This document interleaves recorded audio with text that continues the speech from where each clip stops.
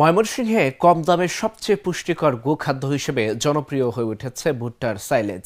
এই গোখাদ্য একদিকে যেমন গরু মোটা তাজা করছে, অন্যদিকে অধিক পরিমাণ দুধ উৎপাদনে রাখছে ভূমিকা। এই সাইলেজ দানাদার খাদ্যের উপর চাপ কমায় লাভবান হচ্ছে খামারিরা, পাশাপাশি এটিকে কেন্দ্র করে বাড়ছে উদ্যোক্তা ও কর্মসংস্থান। প্রাণী সম্পদ অধিদপ্তর বলছে, গবাদি পশু পালনে আধুনিক প্রযুক্তিকে কাজে লাগাতে দেওয়া হচ্ছে সহযোগিতা। ময়মনসিংহ থেকে রিপন গোয়ালাভির পাঠানো তথ্যচিত্রে ডেস্ক রিপোর্ট।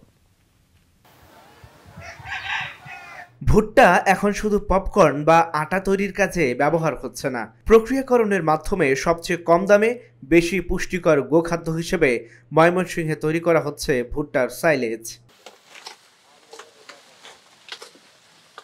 ভুট্টা ও গাছের অংশ ছোট করে কেটে তা শুকিয়ে অন্যান্য খাবারের সাথে মিশিয়ে গরুকে খাওয়ানো হচ্ছে। ভুট্টার সাইলেজ প্রোটিন, মিনারেল ও ভিটামিন সমৃদ্ধ হওয়ায় গরুর মাংস বৃদ্ধি, মোটা তাজাকরণ ও অধিক দুধ উৎপাদন সহ গরুকে রাখছে সুস্থ সবল। ফলে মাংস ও দুধ উৎপাদনে কমছে খরচ। এটা মিশিংও দিছি, মিশিংও দিয়ে হাইটা শুরু ভুট্টা বানাইছি, গরুর খাবার বানাইছি, খাবার বানায়া গরু ছাগলে দি খায়।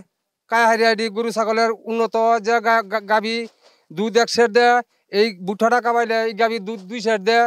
ছোট্ট ফার্ম ছিল, তো সেই ফার্মে আমি যখন দানাদার খাবার পরিবেশন করি তো অনেক আমার উৎপাদন খরচ বেড়ে যাচ্ছিল। তারপরে আমি প্রাণী সম্পদের কর্মকর্তাদের সাথে যোগাযোগ করি, ওনারা আমাকে পরামর্শ দেন যে তুমি ভুট্টা সাইলেজটা উৎপাদন করো। আসলে সাইলেজটা এটা ভুট্টা দিয়ে তৈরি করা স্বল্প মূল্যে অধিক পুষ্টিকর একটি দানাদার খাদ্য। এটা গবাদি পশুর জন্য অত্যন্ত পুষ্টিকর। এটার ভবিষ্যৎ সম্ভাবনা অনেক বেশি, কারণ আসলে পশু হিসেবে পশুদের খাদ্যের তালিকায় সাইলেজ এখন বর্তমান বাজারে সবচেয়ে চাহিদা বেশি। এই ভুট্টা সাইলেজ সম্ভাবনাময় গোখাদ্য হয়, এটি উৎপাদনে আগ্রহ বাড়ছে শিক্ষিত বেকার যুবকদের। আমার একটা ইচ্ছা আছে যে চাকরির পিছনে না দৌড়ে একজন উদ্যোক্তা হিসেবে নিজেকে সাবলীল করা। কারণ আমরা জানি বর্তমান জেনারেশন যে আছে সবাই চাকরির পেছনে ছুটতেছে, প্লাস চাকরি পাওয়ার যে একটা টাইম ওইটাও অনেক লম্বা। তাই আমি চাই যে নিজেকে একজন উদ্যোক্তা হিসেবে গড়ে তোলার জন্য, কারণ এই দেশের সম্পদ হিসেবে নিজেকে ব্যবহার করার জন্য। আমরাও চাই যে সরকারিভাবে যেসব প্রণোদনা আছে আমাদেরকে যদি কোনো প্রণোদনা দেওয়া হয় এবং সরকারিভাবে আমাদেরকে কোনো সাহায্য সহযোগিতা করা হয়, যেমন সরকারিভাবে আমাদের যারা কর্মকর্তা আছেন তারা আমাদের একটু দেখভাল করেন, তাহলে এটা আমরা অনেক দূরে এগিয়ে নিয়ে যেতে পারবো। প্রাণী সম্পদ অধিদপ্তর বলছে, গবাদি পশু পালনে আধুনিক প্রযুক্তি ব্যবহারে খামারিদের দেয়া হচ্ছে সব ধরনের সহযোগিতা। আমাদেরকে প্রযুক্তিতে আসতেই হবে।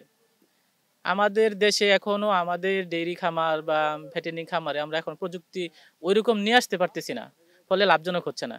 আমরা এখন ঘাস বা সাইলেজ খাওয়াচ্ছি না, খাওয়াচ্ছি ফিড, খাওয়াচ্ছি ভুসি। বলছে এই গোখাদ্যগুলো অনেক বেশি দাম, কস্টিং বেশি পড়ে যাচ্ছে, খামারি লস খাচ্ছে। তো আমরা যদি ঘাস বা সাইলেজে যাইতে পারি তাহলে কস্টিং কমে আসবে, দেখা যাবে 600 টাকা বা আরো কমে আমরা গরু গোশত নিয়ে আসতে পারবো।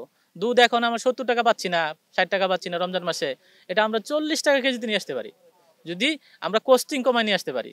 আর কস্টিংটা কমাইতে পারি এটা ওই ঘাস চাষের মাধ্যমে বা সাইলেজ চাষের মাধ্যমে।